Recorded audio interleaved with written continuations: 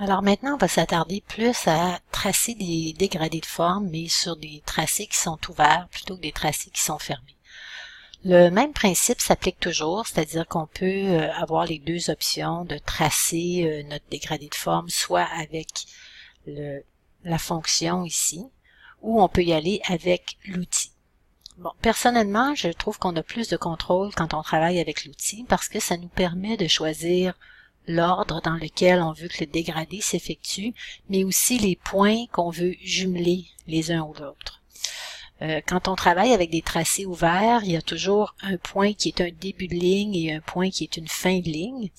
Et on n'a pas toujours, on se rend pas toujours compte si on a tracé la ligne de bas en haut ou de haut en bas, mais l'ordinateur, lui, s'en souvient et il va jumeler les points de début de ligne ensemble. Donc, pour avoir plus de contrôle, je préfère choisir moi-même les points qui doivent être jumelés.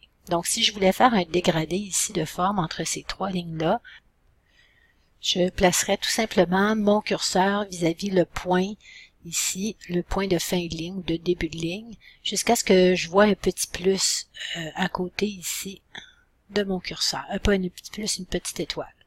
Donc ça veut dire que je débute ici mon dégradé. 1. Ensuite, je vais voir un petit plus sur la deuxième ligne. Ça veut dire que je suis sur ma deuxième étape. Et finalement, pour le dernier, encore une fois, un petit plus à côté de mon curseur, 3. Donc, je peux voir ici mon dégradé qui s'effectue. Le dégradé se fait autant au niveau de l'épaisseur de la ligne, de la couleur de la ligne et de sa position. Si je vais voir ici, encore une fois, dans mes calques, je peux voir le dégradé de forme, je peux voir mes trois tracé. Et le tracé qui est ici, encore une fois, c'est le chemin ou le sens, en fait, qui me permet de suivre les formes. Je pourrais, encore une fois, décider d'avoir une forme ici qui est arrondie pour le chemin, pour avoir un dégradé qui est plus graduel. Par contre, pas plus graduel, mais plus arrondi. Par contre, on se rend compte ici que dans la portion ici qui termine, j'ai une forme qui est un petit peu plus à angle et que mes lignes sont un petit peu plus rapprochées. Donc, tout ça va être influencé par la longueur ici de mes leviers sur chaque côté et par la forme de la courbe que j'ai donnée. Un autre élément qui peut modifier l'apparence ici de notre tracé, c'est dans les options. Dégradé de forme. Donc, j'ai ici le nombre d'étapes. Donc, si on l'a déjà dit, je peux augmenter ici le nombre d'étapes ou je pourrais diminuer le nombre d'étapes, peu importe. Donc, ça, c'est moi qui détermine.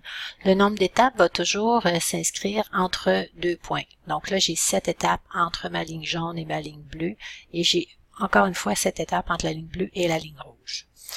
L'orientation, présentement, on va chercher à placer ces formes-là dans une orientation qui est plutôt verticale par rapport au plan de travail. Si je voulais suivre vraiment une forme qui est plus perpendiculaire par rapport au tracé ou au chemin, je pourrais cliquer cette forme-là ici. Donc, on voit que les lignes se placent de manière un peu plus perpendiculaire. Et encore une fois, selon la forme que je vais donner ici à mon tracé, donc la longueur ici, ou la forme, ces lignes-là vont venir se placer et parfois même jusqu'à être déformées quand j'arrive dans les extrémités. Okay, donc là, il faut être un petit peu plus vigilant dans les courbes qu'on va donner. On ne peut pas donner des courbes qui sont trop accentuées. Sinon, encore une fois, je reste avec une option de lignes qui sont plus verticales.